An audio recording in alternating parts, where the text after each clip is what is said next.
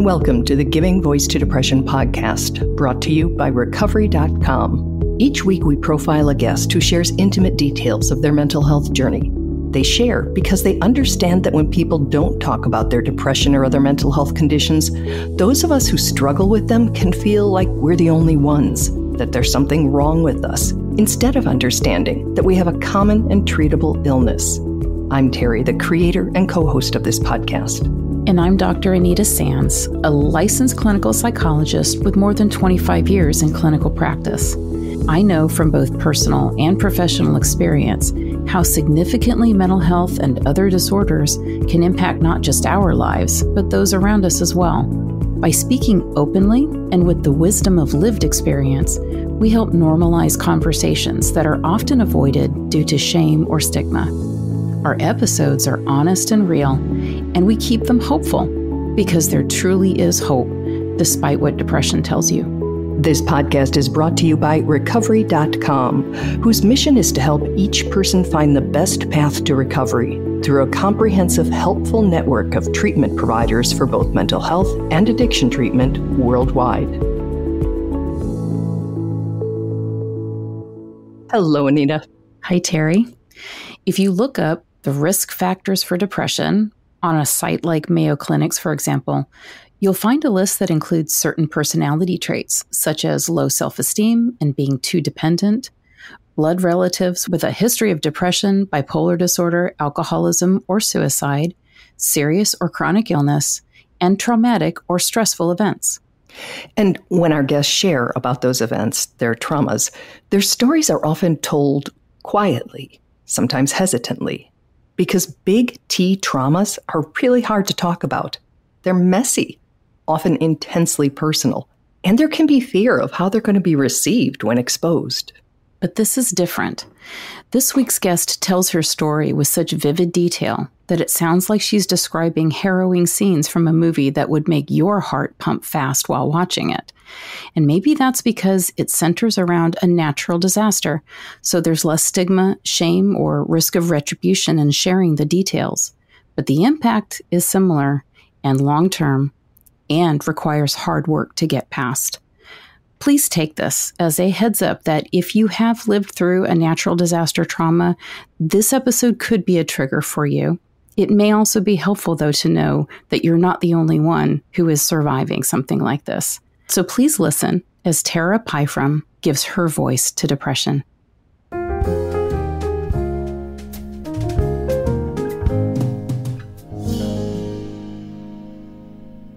Tara's family is no stranger to hurricanes. My wife and I were born and raised in the Bahamas, lived our entire lives there. Our families go back 8-9 generations. Island people are used to weathering storms.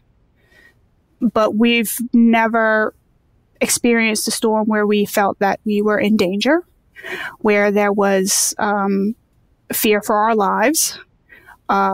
We've only ever had minor damage from even some of the worst storms that have hit the Bahamas. So when Hurricane Dorian in 2019 kind of became a blip on the radar, okay, time to get ready again. We know where to put the patio furniture. We know to go fill up the gas tank. We know to get the food. Like, we know all the things. It's just a checklist at this point. Even as Hurricane Dorian grew to a level 5 status, the highest it gets, her family took comfort in the fact they were in a newer house with an elevated foundation. They felt ready. And then Hurricane Dorian hit. And within a matter of hours, there was no ready. We had 185 mile per hour winds plus gusts. So we're talking over 200 mile per hour winds. So our living space, we estimated to be about 10 feet above sea level, above high tide mark. By 4 o'clock in the morning, the water was inside our house. It started out as an inch, and then it was 2 inches, and then it was ankle, and then it was knee. And then we were sloshing through the house thinking we were going to save photo albums. You know, we're going to put them up on the high shelves. We'll be fine. But the water didn't stop, and it kept rising. Tara, her wife, their 6-year-old daughter, and 5 dogs climbed onto their kitchen counters to stay dry. Eventually, the water became high enough that the countertops were not dry anymore. There was no dry. And of course, a 6-year-old, she's terrified. We're trying to pretend like, oh, it's okay. Yeah, it sucks to be wet. No big deal. Meanwhile, my wife and I are both, completely freaking out and trying to have whispered conversations with our 6-year-old 5 feet away about should we try to swim to our neighbor's house? Like, our neighbors are, a few hundred yards away. Should we try to swim? They have a second story. Maybe that's safer. Should we go outside? Should we climb on the roof? Should we tie ourselves to the top of our car? All of these very ridiculous ideas of what are we going to do if the water doesn't stop rising? And it didn't. Tara says fear and clouded judgment took over as all the worst-case scenarios now seemed quite possible, if not likely. They decided to leave their house. We actually swam out of a window onto our back porch, which was covered, but open, and kind of huddled with floating patio furniture and a cotton mattress as a raft, with extension cords tied around our waists to keep us all together. We were outside for a grand total of 30 minutes, the longest 30 minutes of my entire life. After the second time that my head went under and I inhaled water, we kind of made the decision that inside was better than outside. Inside and as high up as they could possibly get. Our attic space is does not have any exterior access. There's no dormer windows. There's no way out. Once you're there, there's no other way out but the way you went in. So we had a small attic access that had a ladder, and we went up into the attic, got the dogs into the attic. When we took the last dog into the attic, I had to dive under a door frame to get the dog with me into the attic, to the stairs. That was in a closet area. And there they sat, in total darkness and fear, just waiting. Waiting for the water to get that high, waiting for the water to trap us there, waiting for the water to drown us in our attic, waiting for the roof to rip off at any minute, feeling the beams and the wooden bracing in the roof moving with the wind, terrified that there was going to be a tornado and would be even more wind, and then it would just pull us all into the abyss and we would all die. Thankfully, none of those what ifs, waiting for it to die for 24 hours, happened. Tara says the ocean peaked at the 9-foot ceiling of their home, a structure that was already elevated another 10 feet for flood protection. By morning, they were able to gauge, by the only available measure, that the ocean was starting to recede. We were counting the ladder steps. Right? So, oh wait, that ladder step, we couldn't see that before. That means the water's going down. Oh, now we can see 2 ladder steps. Now we can see 3. And that was the moment where it was like, okay, we survived. We're alive. It's starting to get safer now. The storm is leaving. We had to wait another 6 hours for the water to go down enough to get out of the attic. Almost none of their possessions could be saved, but they were. Within minutes of coming down from the attic, and long before official rescue efforts began, they were picked up by a friend with a boat who knew they needed help. We made it to a shelter point, and then from there we made it to acquaintances that were able to put us up until the storm was past, and about 48 hours later we were able to evacuate the island by plane. And I can't tell that story, and I haven't been able to tell that story in the 5 years since the storm without extreme anxiety, without my heart beating in my chest. When I am finished with you this afternoon, I will have a migraine. Every time I tell this story, every time I do a podcast, it's guaranteed. I'm sorry. But I still do it.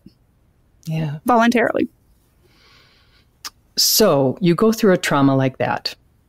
And obviously this is a depression podcast. So how did that affect your mental health?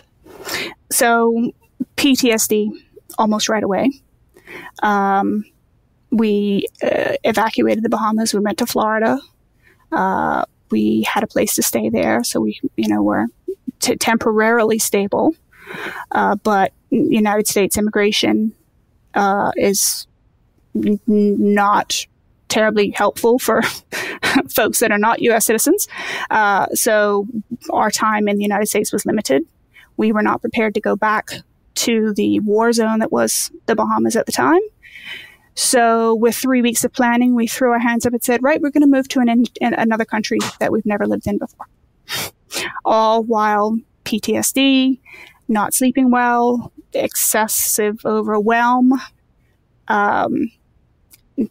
not really prioritizing mental health. We prioritized our daughter's mental health over ours. Like, we got her into therapy right away. And we're like, we'll get to us eventually once we're stable, once we have a place to live, once we, do all of these checklist things. But by the time we prioritized our mental health, depression and hopelessness, and I'm never going to feel any better than I am right now, had set in. And how long was that the case for you? It was a few years of, we both my wife and I spent time in therapy together and separately. I found talk therapy very helpful, but it was a very slow process. So I'm processing the PTSD. So there was a lot of, this is what life's going to look like now. I'm just going to spend the rest of my life with the pain and the trauma of Dorian being carried around with me like a, genetic disease. This is just my life now. The belief that I would always feel angry, that I would always be sad, that my wife would always be sad, that this was just going to be life now. And that was like that for a few years, a good three and a half years. It's worth noting here that no matter how uniquely ours, our story and the challenges, traumas, and diagnoses we face are, they can all lead to that same hopeless, this is just my life now, belief. For Tara, two very specific things helped her shift from that stuck place. One was that my therapist, as soon as she found out that I was an amateur writer, poet, we're going to use that to help you process. You're going to write it all down. And every time you write it down, you're going to read it to me, and you're going to read it to me again, and you're going to read it to me again. And it's going to be desensitization and processing the emotions. And that was super helpful. And I got very, very focused into wanting to put it down on paper so that I could explain to my therapist exactly what had happened minute by minute. The other big catalyst for healing actually emerged from conflict and deep self-reflection. And so at one point I just sat down and I'm like, okay, I'm not happy. I have everything I'm supposed to have to be happy. What do I need? I don't know what I need. Okay, when was the last time you were happy? What did that look like? What did that feel like? What was bringing that happiness then that you don't have now? And that kind of started the conversation in my head about, okay, well, that's something I can get that. I can do that. And then maybe that's the key. Maybe that's the next goal. Tara and her wife realized they needed to build a new home to replace the one they'd lost, a space that was uniquely theirs and uniquely them. And so the process of focusing on that and focusing on the happiness that was going to bring us was really, for me, what kind of pulled me out of that hopelessness. Like, this is a goal. This is a step-by-step process. And seeing what we had created together was the happiness, that kick that I needed. Tara says while their trauma has hardly evaporated, finding and using tools, both literal and metaphorical in their case, has made a huge difference. When we're in the middle of trauma and process and depression, time stops. Because everything just feels hopeless, and tomorrow's not going to be any better, and the day after that's not going to be any better, because the last 3 days and the last 3 weeks weren't any better. And so looking forward, doesn't feel like I'm getting anywhere. I feel like I'm stuck, standstill.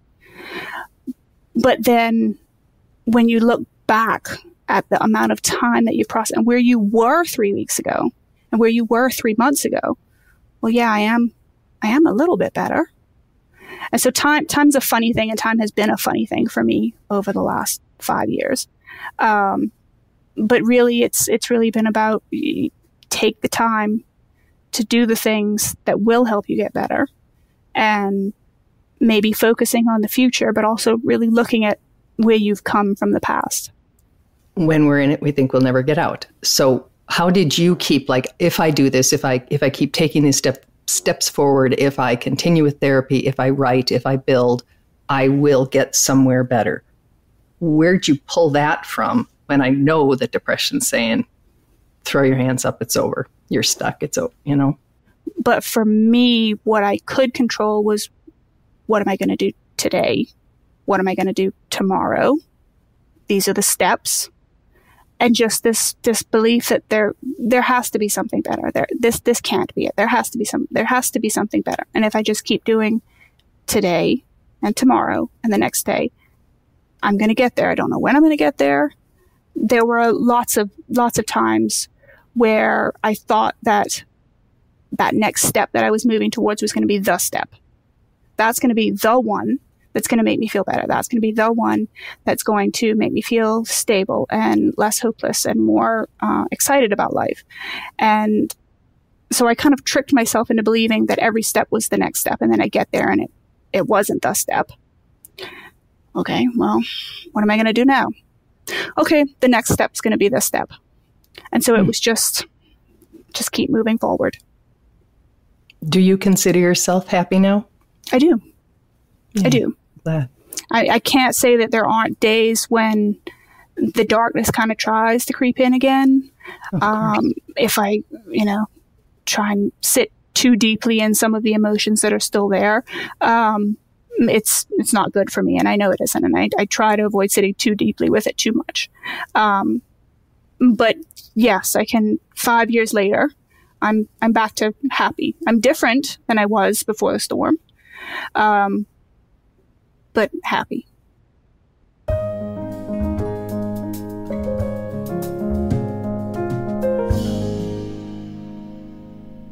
Terry, this was such an intense episode listening to Tara. I have a lot of respect for survivors of natural disasters. I've worked with many Hurricane Andrew survivors here in Florida, clients who still have a resurgence of their PTSD symptoms and depression when hurricanes look like they're bearing down on the state. Mm-hmm. And I myself in 2004, as sort of a new resident to Florida, went through 4 hurricanes in 1 year. Really not anything that was anywhere close to the devastation that Tara talked about. But it was my first time, and I had a 4-year-old daughter, and I was very, very afraid. And to this day, if I go through one of those automatic car washes, when those big blowers at the end, those huge airplane engine fans that blow off and dry your car, those still will make my heart race, because that sound of howling wind is something that I experienced for 12, 18 hours on end, and it being my first time and not realizing, what could or would happen, it is extremely frightening. What Tara and her family went through would absolutely have caused the level of symptoms that she talked about with the PTSD. Mm-hmm.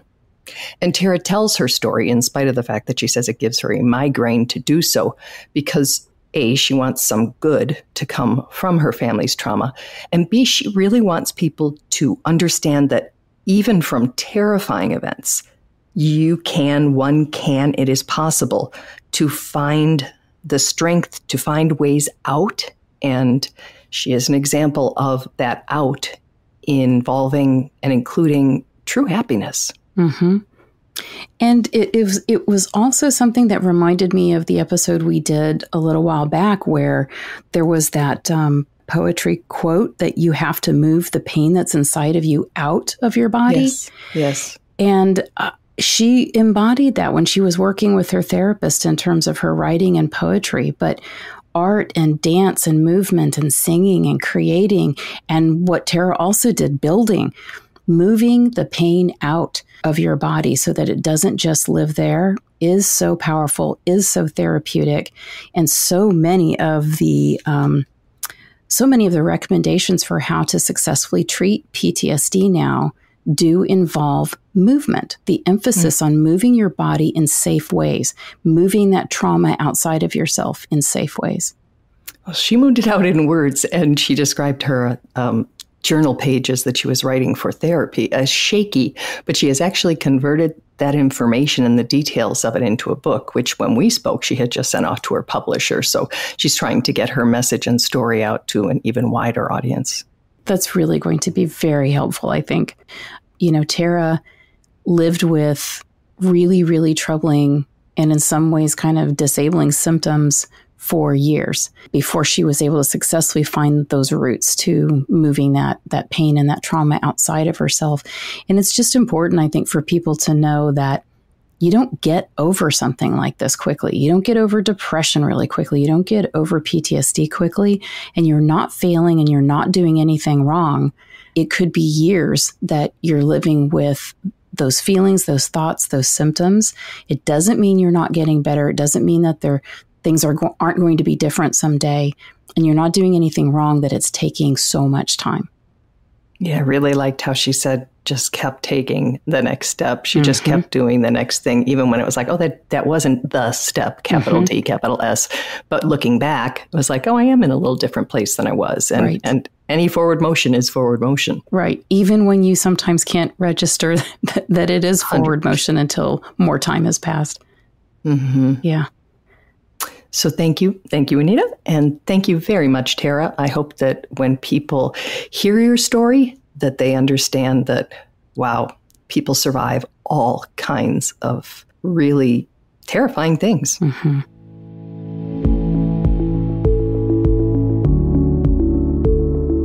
We truly hope that our podcast brings a little more understanding, helps you better articulate and reflect on your own experience with depression, or better understand how to support someone else who is struggling. If this episode has been of comfort or value to you, know that there are hundreds of others like it in our archive, which you can easily find at our website, givingvoicetodepression.com. And remember, if you're struggling, speak up, even if it's hard. If someone else is struggling, take the time to listen.